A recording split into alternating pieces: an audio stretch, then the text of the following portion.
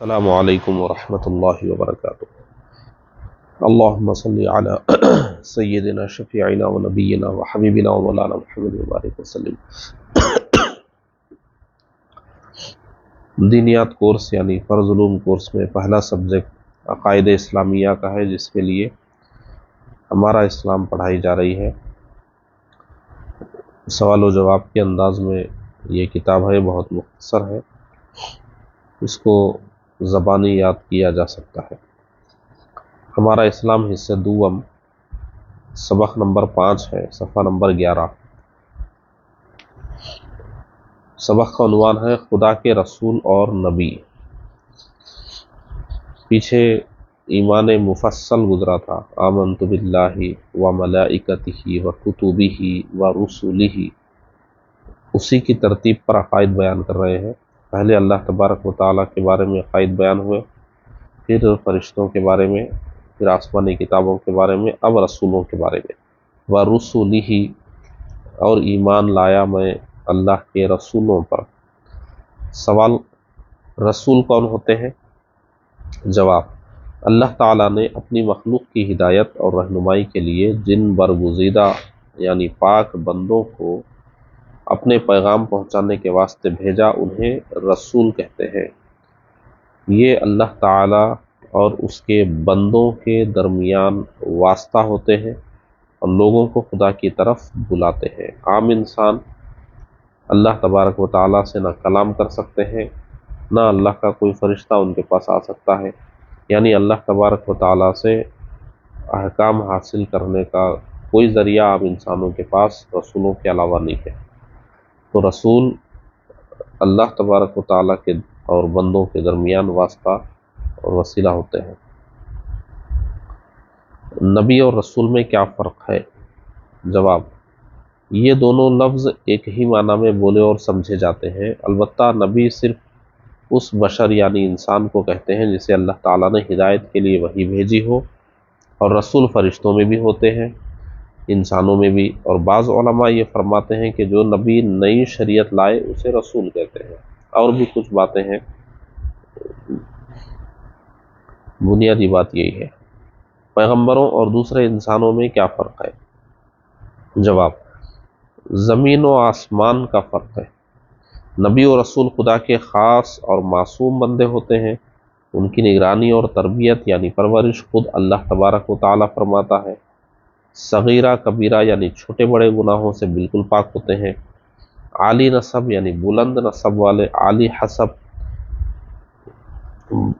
بلند خاندان والے، انسانیت کے اعلیٰ مرتبے پر پہنچے ہوئے، خوبصورت، نیک سیرت، عبادت گزار، پرہیزگار، تمام اخلاق حسنہ یعنی نیک عادات سے آراستہ اور ہر قسم کی برائی سے دور رہنے والے، انہیں عقل کامل عطا کی جاتی ہے جو اوروں کی عقل سے بدرجہ یعنی درجوں زائد ہے۔ کسی حکیم اور کسی فلسفی کی عقل، کسی سائنسداں کی فہم و فراست اس کے 1,00,000ویں حصے تک بھی نہیں پہنچ سکتی۔ سائنسداں کی عقل عام انسان کے مقابل اتنی زیادہ ہوتی ہے، اتنی باریکی سے وہ چیزوں کو دیکھتا ہے، مگر کسی بڑے سے بڑے سائنسداں کی عقل بھی کسی نبی کی عقل کے 1,00,000ویں حصے تک بھی نہیں پہنچ سکتی ہے۔ انبیاء کرام دنیا کی حقیقتوں کو اس طرح جانتے ہیں۔ سائنسداں جو جانتے ہیں ان کا کوئی ایک موضوع ہوتا ہے اور کسی ایک ہی موضوع میں ان کی تحقیق ہوتی ہے، اور وہ تھوڑی سی چیزوں کو گہرائی سے دیکھتے ہیں۔ دنیا میں جتنے سائنسداں اب تک ہوئے وہ اس کائنات کی 4-5% چیزوں سے آگے تحقیق نہیں کر سکے، اتنی بڑی کائنات۔ اور کیوں نہ ہو، یہ اللہ کے لاڈلے بندے اور اس کے محبوب ہوتے ہیں۔ اللہ تعالیٰ انہیں ہر ایسی بات سے دور رکھتا ہے جو باعث نفرت ہو۔ اسی لیے انبیاء اللہ کے جسموں کا برس یعنی سفید داغ، جذام یعنی کوڑ وغیرہ ایسی بیماریوں سے پاک ہونا ضروری ہے جس سے لوگ گھن کریں۔ جن بیماریوں کی وجہ سے لوگ دور بھاگ جاتے ہیں، ایسی بیماریاں انبیاء کرام کو ایسی بیماریاں نہیں ہوتی ہیں۔ سوال دیکھیے، نبیوں کو غیب کا علم ہوتا ہے یا نہیں، یعنی چھپی ہوئی باتوں کا؟ جواب، انبیاء علیہم السلام غیب کی خبر دینے کے لیے ہی آتے ہیں، وہ آتے ہی ہیں چھپی ہوئی باتیں انسانوں کو بتانے کے لیے۔ حساب و کتاب، جنت و دوزخ، ثواب و عذاب، حشر و نشر، فرشتے وغیرہ غیب نہیں تو اور کیا ہے؟ یہ وہی بتاتے ہیں جن تک عقل نہیں پہنچتی، مگر یہ علم غیب کہ ان کو ہے اللہ کے دینے سے ہے، لہٰذا ان کا علم عطائی یعنی خدا کا عطا کیا ہوا ہے۔ اگلا سوال دیکھیے، خدا کے دربار میں نبی کا کیا مرتبہ ہے؟ جواب، تمام انبیاء کو خدا تعالیٰ کی بارگاہ میں بڑی وجاہت اور عزت حاصل ہے۔ انبیاء اللہ تمام مخلوق سے افضل، اعلیٰ، بلند و بالا ہوتے ہیں۔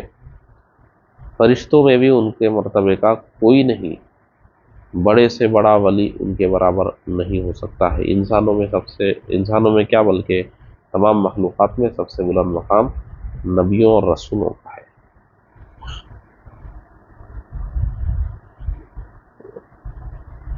تو جب اللہ کے یہاں انہیں عزت حاصل ہے تو پھر یہ کہنا درست نہیں ہوگا کہ اللہ کی شان کے آگے کسی مخلوق کو کوئی عزت حاصل نہیں ہے، یہ کہنا درست نہیں ہوگا، بلکہ انبیاء کرام کو عزت حاصل ہے۔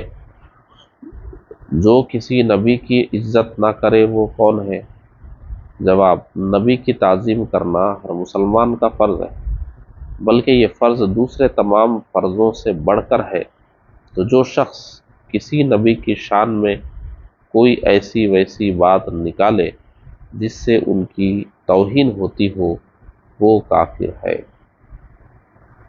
کسی بھی نبی اور رسول کی توہین کرنا کفر ہے، کیونکہ ان کو اللہ تبارک و تعالیٰ نے جو بلند مقام عطا فرمایا ہے اس کا تقاضا یہ ہے کہ ان کی تعظیم کی جائے، اور اگر ان کی تعظیم نہیں کریں گے، توہین کریں گے تو ایمان سے خارج ہو جائیں گے۔ یہ صرف ہمارے نبی کے تعلق سے نہیں ہے، ہر نبی کے تعلق سے۔ آدم علیہ السلام کا واقعہ بیان کرتے وقت کوئی توہین کی بات نہیں ہونی چاہیے، یونس علیہ السلام کا واقعہ بیان کرتے وقت کوئی توہین کی بات نہیں ہونی چاہیے، موسیٰ علیہ السلام کا واقعہ بیان کرتے وقت کوئی توہین کی بات نہیں ہونی چاہیے، اور ہمارے نبی کی فضیلت بیان کرنے کے لیے کسی نبی کی توہین نہیں کرنی چاہیے۔ تقابل کیا جا سکتا ہے کہ ہمارے نبی کا مرتبہ حضرت موسیٰ علیہ السلام سے بڑا ہے، اس موقع پر موسیٰ علیہ السلام نے یوں فرمایا مگر ہمارے نبی نے یوں فرمایا۔ کسی نبی کی شان میں گستاخی، توہین، بے ادبی کیے بغیر ہمارے نبی کے مرتبے کی بڑائی بیان کی جا سکتی ہے۔ اور اہل سنت و جماعت چاہے وہ کتابیں لکھیں یا بیانات کریں، وہ دیگر انبیاء کرام کی بے ادبی نہیں کرتے، ان کے ادب کا لحاظ رکھتے ہوئے ہی ہمارے نبی کی شان بیان کرتے ہیں۔ اور بہت سے کلمہ پڑھنے والے گمراہ لوگ ہوئے جو دیگر انبیاء تو کیا، خود ہمارے نبی صلی اللہ علیہ وسلم کے بارے میں بھی انہوں نے بہت ہلکے الفاظ لکھے اپنی کتابوں میں، اور صریح گستاخیاں اور توہین کی ہے انہوں نے۔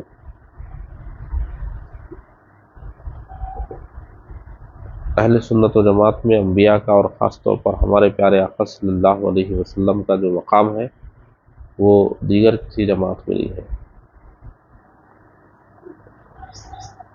دیکھیے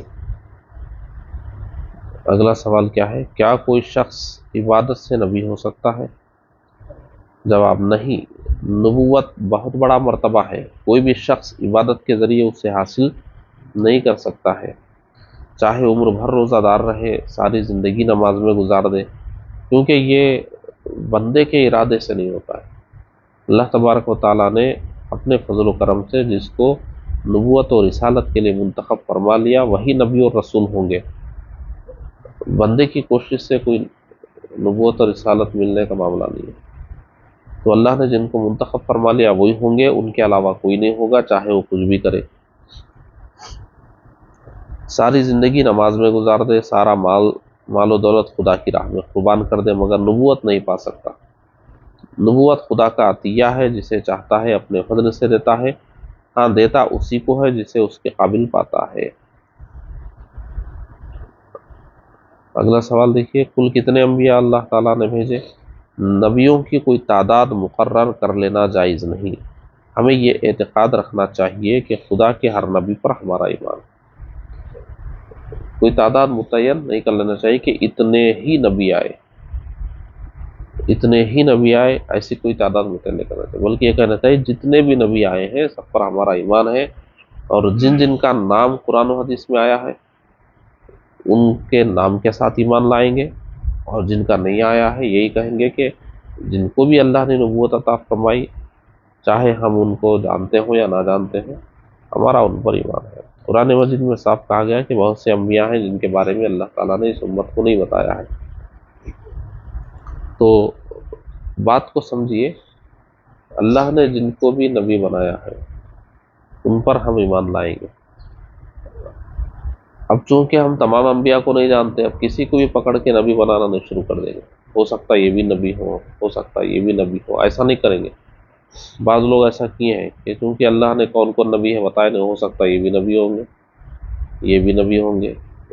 دوسرے مذہب والوں کے پیشواؤں میں بعض کو لوگ بولے تو ہو سکتا ہے یہ بھی نبی ہوں گے۔ تو ہو سکتا والی بات نہیں ہے، یہ جن کے بارے میں کنفرم ہے تو ان کے بارے میں ہی کہیں گے کہ یہ نبی ہے، جن کے بارے میں نہیں معلوم تو نہیں کہیں گے، ہو سکتا والی بات یہاں نہیں ہے۔ جن کے بارے میں معلوم ہے ان پر ایمان لائیں گے، جن کے بارے میں نہیں معلوم ہم یہی کریں گے، کہیں گے کہ ہم کو نہیں معلوم، ہم ان کو نبی نہیں بول سکتے۔ تو اس کا مطلب ذرا گہرائی سے سمجھنے کی ضرورت ہے کہ ہم کو معلوم نہیں کہ کتنے انبیاء کون کون تھے، تو اس لیے اجمالاً یہی بولیں گے کہ جتنے بھی نبی آئے ان پر ہمارے ایمان، لیکن کسی کو لے کر یہ بھی نبی ہو سکتے ہیں، شاید نبی رہے ہوں، یہ ہم نہیں کہہ سکتے۔ نبوت صرف اللہ اس کے رسول کے بتانے سے معلوم ہوگی۔ اور یہاں کیا بول رہے ہیں؟ عمر بھر روزے رکھے، ساری زندگی نمازوں میں گزار دے، سارا مال و دولت خدا کی راہ میں قربان کر دے، تو بھی نبوت نہیں پا سکتا اگر اللہ نے نبی نے بنایا۔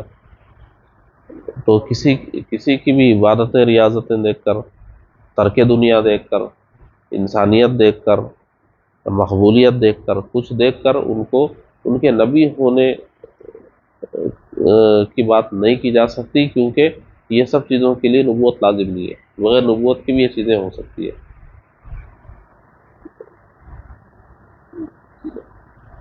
تو یہاں بھی بہت سارے لوگ پھسل گئے، گمراہ جماعتوں کے لوگ، کہ جو بھی مل گیا اس کو نبی ماننا شروع کر دیے۔ تو جس کے پاس نبی کی کوئی عظمت نہ ہو، جو نبی کو اتنا بڑا درجہ نہ دیتا ہو، تو کسی کو بھی نبی بنانا شروع کر دے گا۔ تو مقامی نبوت کو سمجھنے کی ضرورت ہوتی ہے۔ تو نبیوں کی تعداد مقرر نہیں کر لینا چاہیے، بلکہ یہ عقیدہ ہونا چاہیے کہ جو بھی اللہ کے نبی ہیں ان پر ہمارا ایمان ہے، بس۔ کیا جن اور فرشتے بھی نبی ہوتے ہیں؟ نہیں، نبی صرف انسانوں میں سے ہوتے ہیں، اور ان میں بھی یہ مرتبہ صرف مرد کے لیے ہے، نہ کوئی جن و فرشتہ نبی ہوا اور نہ کوئی عورت نبی ہوئی۔ کیا نبیوں اور فرشتوں کے سوا کوئی اور بھی معصوم ہوتا ہے؟ معصوم یعنی جن سے گناہ نہیں ہو سکتا، محال ہے۔ نبیوں اور فرشتوں کے سوا معصوم کوئی بھی نہیں، نبیوں کی طرح کسی اور کو معصوم سمجھنا گمراہی ہے۔